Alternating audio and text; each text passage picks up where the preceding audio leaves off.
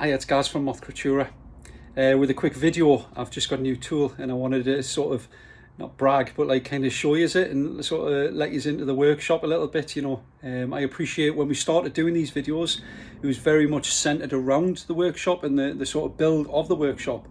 And then kind of when we've been lucky with the weather, I've been outside in the garden doing some of the projects. So one of the projects that's currently ongoing is this aviator bed. But I thought this would be a welcome break and change of pace from the videos. So it's just a very quick one. Give you another heads up of my workshop.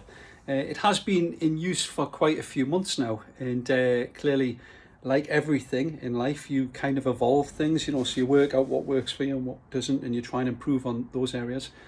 So yeah, quick sort of heads up. So we're back inside the shop now. You'll see outside it's pitch black, and as most things that I do in this workshop, it is in the dark. Which is why we needed to build a little workshop, because I was doing a lot of my jobs under the umbrella in the garden, and it just didn't cut it anymore under a torch or a headlight, you know, or something like this. And in the bad weather, it was just a nightmare, man. But I had to get things done because people had paid for their goods, and fortunately, it didn't affect the quality of the goods. People were always happy with what they got. But we needed to create a space where we could be a bit more comfortable when we're doing it, and also work for longer hours. So anyway, quick heads up. Like originally, you'll remember that I had a couple of scaffold shelves up here, and what I said was I may as well do things in here like what I do. So I do make and sell these shelves to people, you know, these sort of rustic scaffold shelves. A lot of people are doing it. It's not really it's not an original idea of mine. It's just, why not do it? Other people are doing it, so there is a market for it and people like it. And also may not finished the way that I finished them. It's not just like sort of stained. And likewise the brand with Moth Creaturae Maker's Mark. But these shelves were always going to be up here, and kind of have made use of them for different reasons. This end here is kind of my sort of, I've got some ideas for projects, but I put them up here as some of the items to remind us on. So when I do have a free moment, I can start with these things. But while I have orders in from people that are paying customers, I've got to just crack on with those. So they will probably sit there for a while, hopefully. Moving back to the start of the workshop then. So I've got a couple of old Singer sewing machine drawers here, fixed to my wall. The top one, I've got my PPE, like my mask, my glasses, my goggles, my gloves, things like this. Really essential, not just in sort of like today's climate, wearing masks and stuff, but sometimes when you're using some cutting tools, my router and what have you, it just churns up so much dust and sawdust and what have you. You just kind of breathe in here, so you need to wear it. Likewise, when you're using some of the I stripped paint in here on one of the projects, and I had to use like paint stripper. It was these doors actually, and the fumes, it would just choke it out, so you've got to wear like a proper mask. So I've got one with filters on there. Goggles are a must. You look like a pure dork, but when you cut metal and stuff, they have the edge over glasses, because like physically as well, I have the edge over glasses, because glasses are mint, and I wear glasses most of the time in here. And I know, much to some people's amusement, because I look like Bricktop off Lockstock, or Snatch, I can't remember which it was. But the goggles, when you cut metal and what have you, or hardwoods, sometimes have a tendency to like come round your glasses, and it's sod's law. And I've been caught up a few times with metal, and so I wear goggles when I'm doing anything like that. So they sit in the top. They were over there behind my router table, but they just got thick of dust, and it was a nightmare cleaning them out, spending time cleaning them out before you wear them. Whereas over here, they're a bit more out of the way, you know, takes less to clean. We sort of adhesive kind of thing. So I've got my stapler, my hot glue gun, my soldering iron, anything that needs attached basically, and not a permanent attachment like a weld or nothing like this, you know, that'll be done in the garage. But things like that, crafty type things in here. Down the bottom here, I've got me sort of tapes, like sort of electricity tape and knives and stuff, a couple of different sharp knives, craft knives, even sort of Leatherman type things in there, multi-tools. I put my fan in here in the summer because it was just getting sweltering, and I can't afford an ACU, I ain't got the space for it. So I just put the fan in here. I've like hardwired it in and everything as well. And so I can just open the door and put this on, and it'll just hoy a little bit more breeze in here. It's not really going to cool the place down, it's just going to circulate the air a little bit better, so it's not quite as stuffy. Moving along, obviously, remember my old Singer sewing machine that I put in there, like a little lamp. It's like sort of sunk into the shelf. I will eventually get my shop light finished, but I just haven't had the time. I've been super busy, which is mint, obviously, but I would like to finish that. Some things on the top there that are ongoing, like sort of almost finished. My little stationery section with my pencil sharpener, my pens, pencils, crayons, all that type of gubbins, and my brushes for doing any sort of sealing wood and stuff, you know what I mean, or even painting if I'm going to do any painting. And then moving on this side, I've got my other shelves, which has got like components in for making what I make, some of the components that I need to buy in from elsewhere to put into these items. My little workstation around here, my pillar drill, and my bench sort of sander. They're great. They're certainly not commercial products, but they do what I need them to do. And when they pack up, that's when we'll look at maybe replacing them with something a little bit more industrial perhaps, or professional maybe, yeah. Me router table, handy, lifts off, I can shift it and stuff, but at the minute that serves, it sits quite well there, you know what I mean, it's out of the way. It's got the little hoover underneath which I attach into it, and it kind of saves the place from getting thick of dust. Albeit the attachment for it, I use this sort of baby's milk bottle as the sort of funnel for it, so I chop that off, put it on there, and the hose fits neatly on the end of there. Save myself 20 quid. But for me, it's less about saving 20 quid as much as that was nice. It's more about just fixing a problem there and then, and not waiting 2 days for Amazon to deliver it. And that's my impatience. If I need it done, I just need it done, you know. But I will get around to ordering the proper piece eventually, but at the minute I figure why, if that works. My polishes and my oils, obviously my fire, which I've had on, so it's lovely and toasty in here. And then my little area here just with me finishing sort of sandpapers, grades and stuff like that. Chris, the guy I bought this beautiful oven off, this little stove off, he's a creative bloke as well, right? He makes things, and we had quite a nice chat, quite a few long chats actually, about sort of different projects and what have you.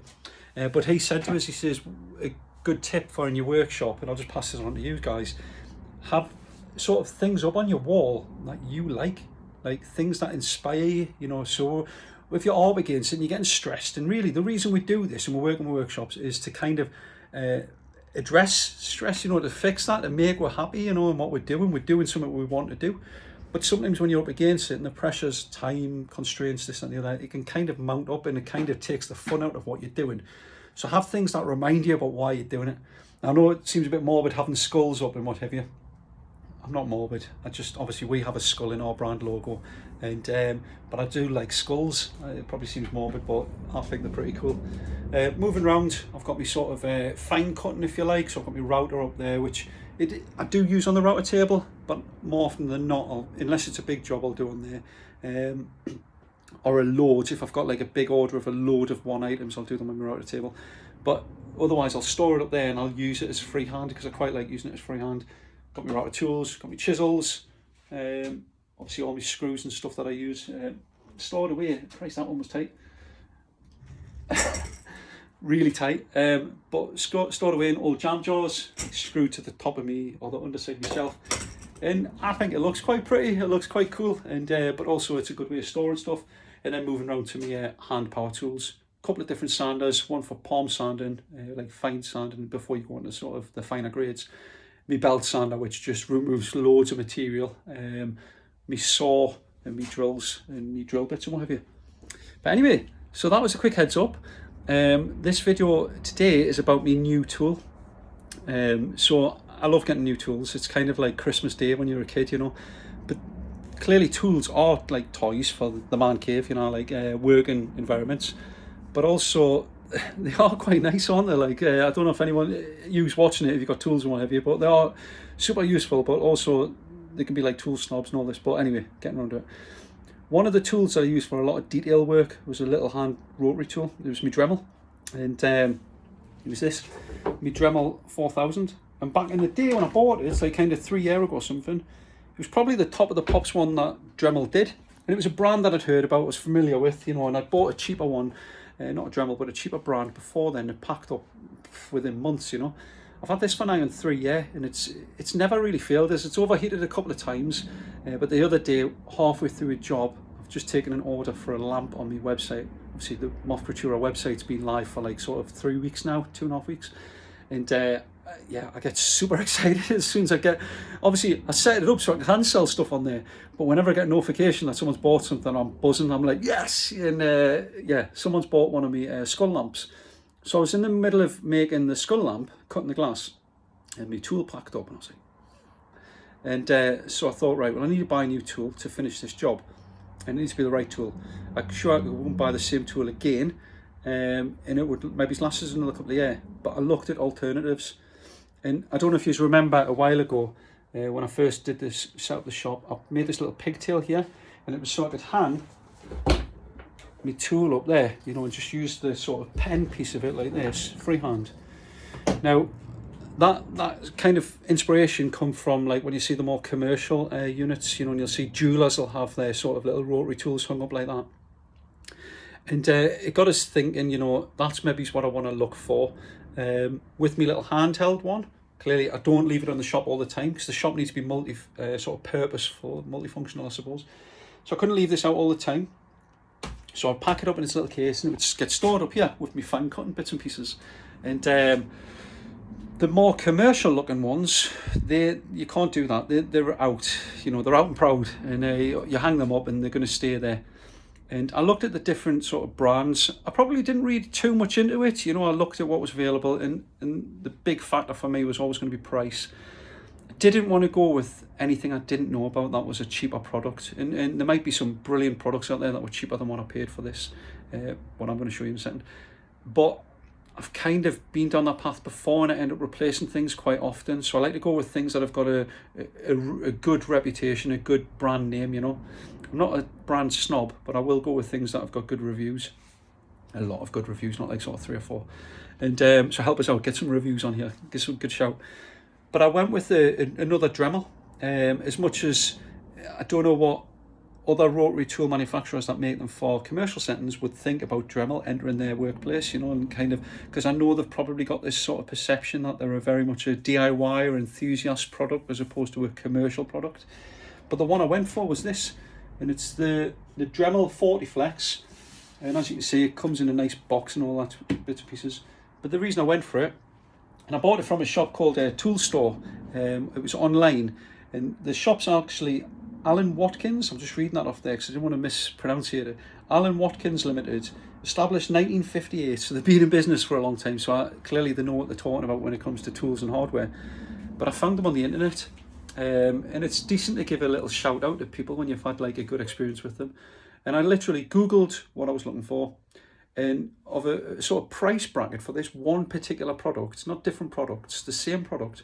The price variation online was between 230 odd quid or something, 239, all the way up to 360 quid, which is just madness because you weren't getting anything extra, you know. But so sometimes it pays to do the Google search as opposed to going on Amazon. And I love Amazon, and I'm not slating Amazon, but they didn't offer it on Amazon. It was through Google search. So it's worth, if you're after tools, just give it a Google search and you might find them. Or even search Alan Wadkins Tool Store and you might find what you're looking for there cheaper.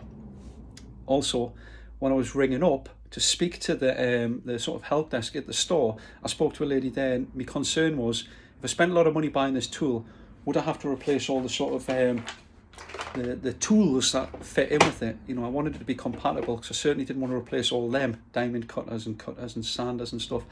And she actually took the time to ring Dremel to find out the answer and then ring me back, which was super cool. Like, that's mint service, that.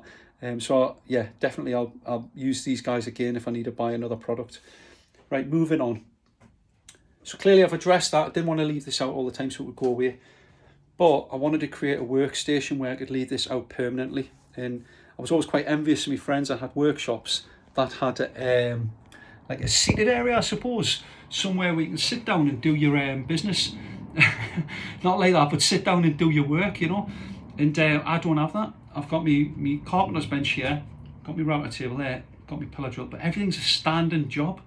And it can be backbreaking, honestly. I'm not going to get my tiny violin out now, you know, and kind of whittle away, but it can be backbreaking when you study for hours, leaning over something, doing a job, and then later on you're like, oh, my back. And so I wanted a sort of seated work area.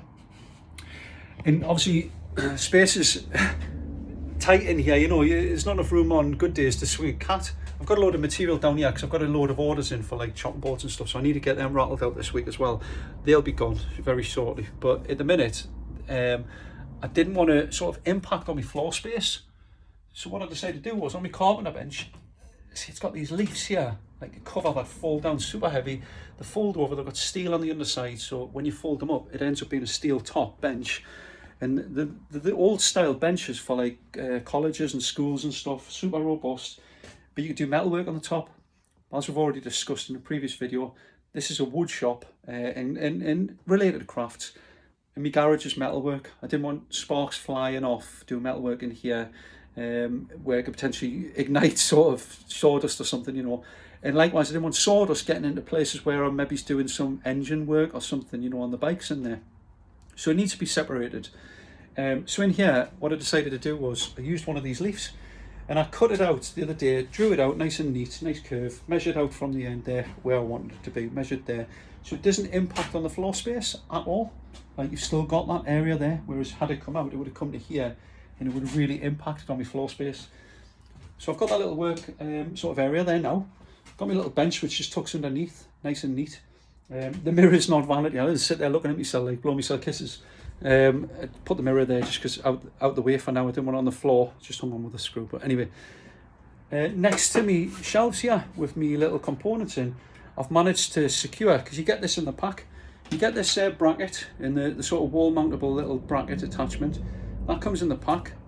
There's the actual unit that you get, and it's a decent, you know, it's a proper chunk. Like, when you compare that with, bring it over, and I'm not knocking this Dremel 4000. This has been mint for like the past couple of years, you know. It's just, it was time to replace it because it was burnt out. It's burnt out, and I put it in the freezer hoping to like sort of revive it, you know, reanimate it. It just didn't happen. It just laughed at us. It did. But you can see the size difference of them both. This is a proper chunky motor, whereas this one, it's brilliant. Like I say, I can't fault it, but it's just, it was time for replacing it, and why not like upgrade when you do replace stuff. Points to note, clearly it is fixed to my wall. The hand, this is a hand operated thing, so you turn it on and off there. Your speed controllers here, which you would like adjust, get the speed you want and leave it. That would be like sort of set for you. Likewise, attachments for this, the lock for it would be like, you'd press this button in, you'd spin this round with your little spanner that you'd have, lock it in place, and then you'd put your piece in and then tighten it up and then loosen it off with that. Like, excuse me, let go of that, just have me tea, I'm sorry. Right, anyway, this one's a lot more robust, a lot more, not, when I say robust, I don't mean heavier, same kind of size, but it's, instead of being like this rubber sort of finish, it's solid, like sort of, I don't know what it is, maybe it's aluminium actually. But it's got a chuck on the ends, as you'll see there, so you get a little chuck key. So instead of having your little spanner which tightens things up, you know, you've got like a chuck there. It's a bit more reassuring that things are going to be nice and nipped up with a 3-jaw chuck in place, and it's not going to fly out. Nice long lead on it, which goes back to here. And again, it's got an on-off switch on the top here, but there's no speed setting on there because it's actually a foot pedal, which initially I thought would be difficult to operate, because like the hand one, you set the speed and that's you good. Depending on the kind of material that you're cutting, you need to adjust the speed. Some things need to be super fast, some things need to be super slow if it's like fragile or anything, you know. If you go too fast, you can smash it, tiles and glass and whatever when you're using a diamond cutter. But this, so we'll turn it on. I'm just going to hold it. I'm not going to use anything at the moment. I'm just going to hold it and we'll just let you see. So that's the foot operated thing. And obviously it is like a car accelerator, in that the more you press, the faster you're going to go.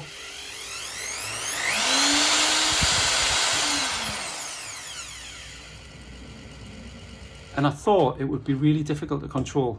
Not that I kind of drive enough in, but just because of being foot operated, I thought my foot might get jerky or nothing. But it's not. It's honestly really easy to use, and I'm just super chuffed with it. It's a little bit more expensive than the last one, replacing that, but we'll see how it fares there. We'll see how we get on with it. But yeah, I figured I'd give you a quick video, break from the norm, from the projects, and hopefully we'll get back into them soon. Let us know in the comments below any suggestions you have for these videos, because I'm very aware that I haven't done any how-to videos yet, and I would really like to. Instead, I've really focused on kind of doing a stage of a project, then kind of doing a video and recapping what I've done. And if that works, that's great. Let us know. If you would rather see me doing something and less talking and just video, right? Let us know on that. And the last one, I suppose I want to mention, I need to put a fine jar in here, right? A sort of swear box. I've looked back at some of your videos and I tell you what, man, I'm gutted, like, because what might have been decent content, I'm effing and blinding all the way through, you know, and I really don't want to. I appreciate that, you know, some viewers might be like sort of kids and what have you, and they're just interested because they're interested in sort of anything that I'm doing, you know. So I'll put a swear jar in here. If you hear us swear or gob off in one of the videos and you think it's a bit nasty or rubbish, let us know, hide in the comments, and I'll put a bit of money in the thing. Maybe it's a £5 each time I offend, you know. Obviously, I don't edit these. They are like sort of, I do a one take. So if I screw it up, let us know. All right. Well, until next time, take care. Bye-bye.